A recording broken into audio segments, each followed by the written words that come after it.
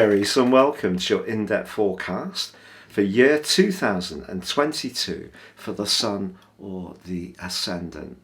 It's going to be a very exciting year for you, so please stay with me.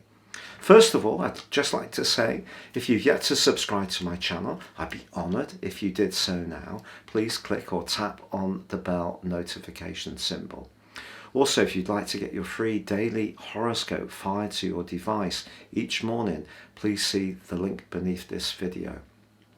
And if you'd like to ascend above your zodiac sign forecast and understand what year 2022 will hold for you as an individual based on your personal birth data, you can order your year 2022 forecast in 2021 and get the rest of year 2021 free. I'll also give you a character analysis and 30% off. This really is a unique special offer and opportunity. Now, as we make our way into this new year, before I share with you your solar return for the start of the year, I just want to tell you about the big events of the 4th of December 2021. Why would I be telling you about this? Well, it's because that solar eclipse provides a backdrop energy for 6 months, and because that occurred with just 3 weeks of the year to go, the influence of that solar eclipse is still going to be very impactful across your prospects for the first 5.5 months of this new year. And that solar eclipse saw a marvellous conjunction between the Sun, the Moon and Mercury in your sister fire sign of Sagittarius. And that's all about opportunity. It's about excitement. It's about enthusiasm. And it's an energy that you're going to be taking into the start of this new year. And that's why I want to just remind you that that's still an active influence as we enter this new year. Now on the screen, you can see your solar return. And this is just as we enter 2022, the first moments of the year. And you can see that there's a collection of energy in your 10th house. Now the 10th house is governed by the sign Capricorn. And of course you have the Sun there, as you would every year. Pluto's been there since 2012. But next to Pluto, we also have Venus and Mercury. Now it's true that Venus is in retrograde. But Venus is not just linked to relationships, it's also linked to money. And the fact that Venus and Pluto are combining with Mercury in your 10th house suggests that your relationships with influential people are going to be critically important to your progress through this year. Now that could be in terms of business and how you link to the wider world, but it could also be around your romantic situation. Don't be surprised if you're attracted to someone through your work or from someone from a different age group to you. Now, because Pluto's in the mix, that creates a lot of desire. So your desire to better your lot in 2022 is going to be enormous. But if we take where the Moon is located on the screen, you will see that it's actually in Sagittarius. And it's right close to Mars, your ruling planet. So that's a very bubbly, lively combination, particularly in the sign of Sagittarius. And of course, that's where that solar eclipse was on the 4th of December. And if you see the midpoint, the balance between the more receptive feminine energy of the Moon, nothing to do with gender or sexuality, and the masculinity and the drive of the Sun in Capricorn, it's actually 28 degrees Sagittarius. So your desire to make progress in this new year is very much to do with expansion. And that Sagittarius energy that was so strong on the 4th of December is replicated as we come into this new year, but it's working with the more status-orientated energy of Capricorn. So that's quite a mix. And I think this is going to give you an enormous drive to better yourself, but also you're going to want to be more daring, perhaps travel more, widen your horizons. We've all had a limitation on our freedom of movement in the last couple of years, and that's going to be something that you particularly are going to want to push back on with the help of this particular solar return and that last eclipse of the 4th of December. Now you can also see with the wheel that there is a repetition of an aspect that dominated year 2021, and that was the square between Saturn and Uranus, which created an enormous amount of stresses and strains for a lot of us. In your case, I think it was helping you to see your connections with others in groups or perhaps with friendships in a clearer way. But if you feel that there's been a divergence between your values and people that you have been aligned to in the past, I do sadly think that that trend is going to continue this year, because Saturn and Uranus are squaring as the year begins, and they do so through to around about the 21st of January. Now I want you to know that a solar return is rather like going to an art class at night school, and the tutor asks you on your canvas to put a watercolour onto that canvas, and then take your charcoal and start to outline the image that you would like to draw. Now, it could be a horse, it could be a tree, it could be a castle. It doesn't really matter what it is, but once you have that flavour there, that gives you the base structure that you can use other paints to start to fill in the details. So the solar return is going to be active throughout this year for you. Please know that. And it's something that's going to be, I feel, underestimated by a lot of other astrologers, because the big emphasis this year is going to be on Jupiter being in your sign, which of course can be absolutely joyous for you.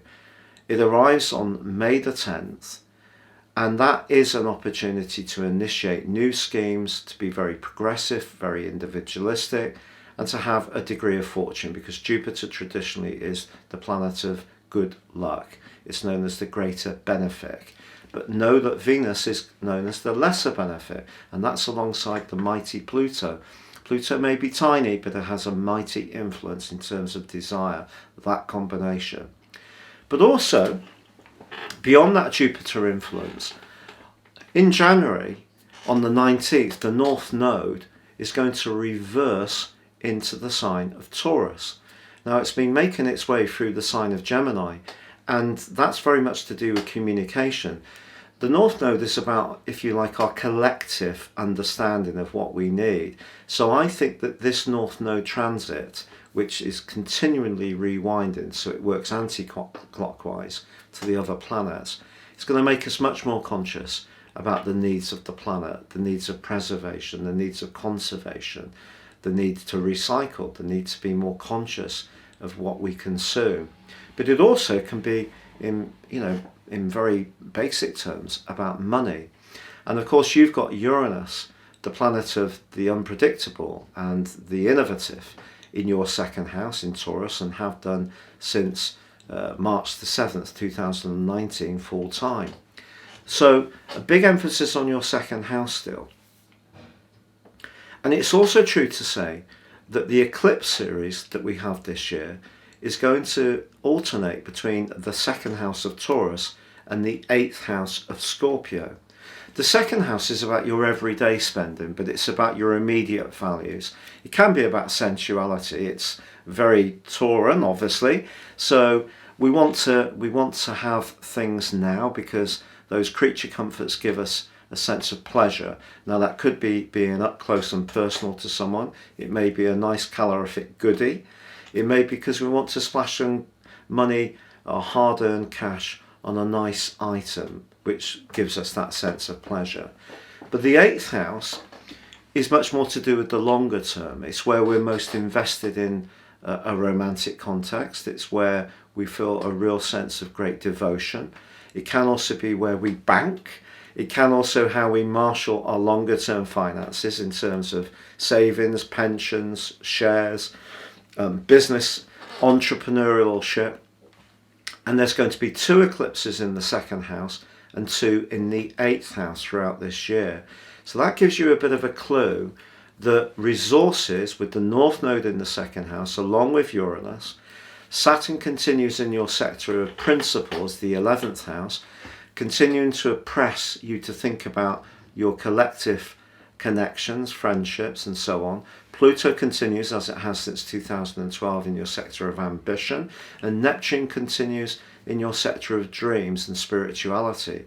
But it is true that Jupiter enters your sign, but not before we have the Aries new moon of the 1st of April.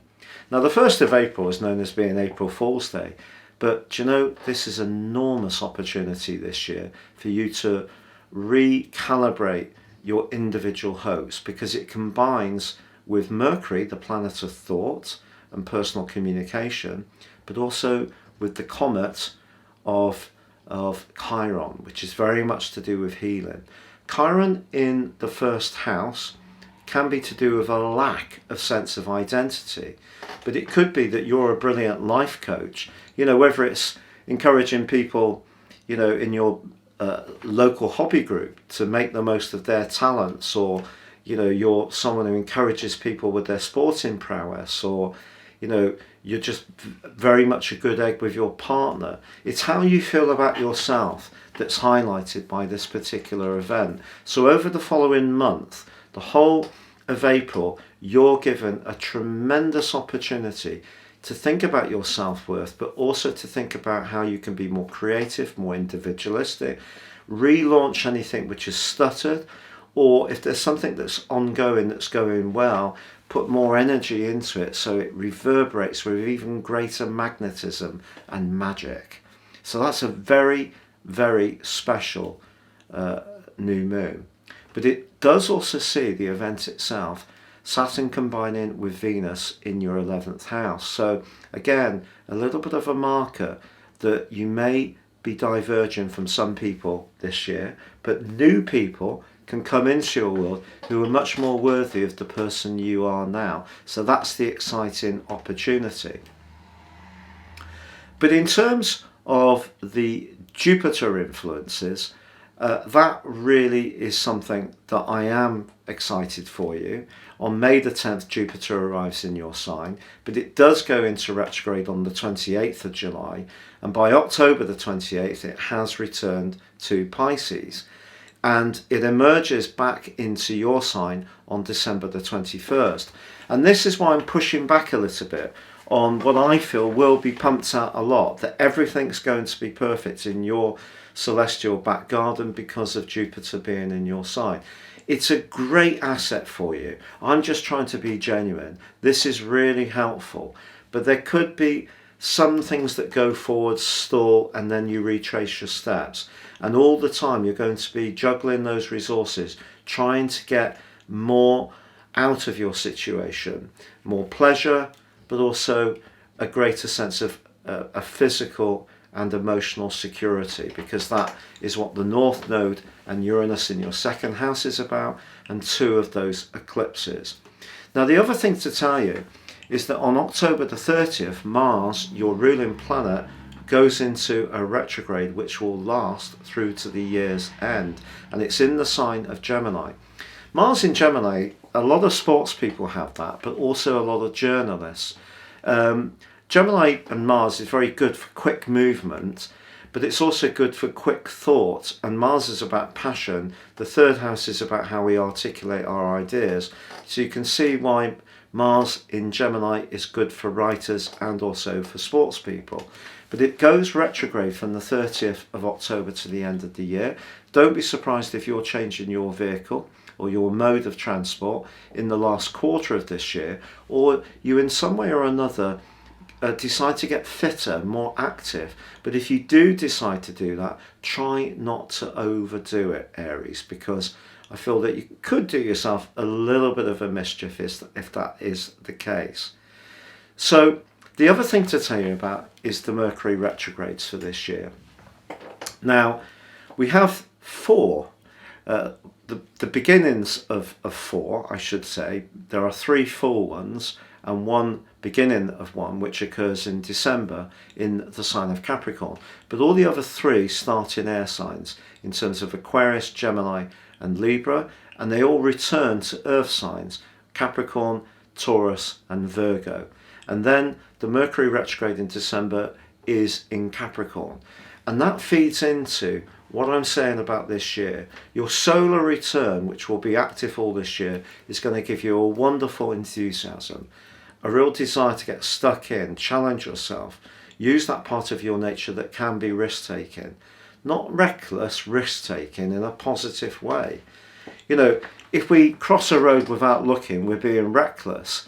If we decide that we want to go on an overseas journey, we're understanding what the rules and regulations of COVID are about, or we're going to a territory where ordinarily people might take some equipment to deal with mosquitoes, or maybe take some ointments and so on.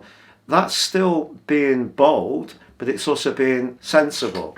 It's like climbing a mountain. If we climb a mountain with some ropes, we're being very bold, but we're not being utterly reckless. So I feel that this year you can really go for it, but the overwhelming theme, as much as you might get some new strands off the ground, is going to be about how you recognize the worth of things. So that's going to be the central theme of this year, dominated because those retrogrades start off with a conversation but end up with you having to deal with the tangible reality because of the earthiness of the signs of Capricorn, Taurus and Virgo. So you can see where I'm coming from. And then with the North Node in Taurus and also Uranus, and then that second 8th house polarity between the signs of Taurus and Scorpio, second 8th house, resources. It's a theme for this year. So the Jupiter transition for you can be undoubtedly exciting. I think some friendships will be changing, but this is a year where you can have great opportunities to make progress. But you're going to be coming much more savvy this year, I feel. That could be in some ways a little bit, something that feels unkind on my part. You could be the craftiest and cleverest person on the planet at the start of the year. I do honestly think, and my progressed sun is in Aries along with my Mercury, I think. I do feel that this is going to be a year where you end it with a great deal more wisdom about the earthly plane, even though there are always opportunities to develop the spiritual plane. So the earthly plane is going to be a massive part of the activity for your sign this year. So thanks for joining me. Wishing you well. Don't forget to check out that amazing offer, your year 2022 personal forecast, based on your time, date and place of birth. No two charts are the same, plus your character analysis. If you order it in 21 still, you get the rest of year 2021 free, but you get 30% off whenever you order it. But for now, stay safe, take care, and have a great year 2022.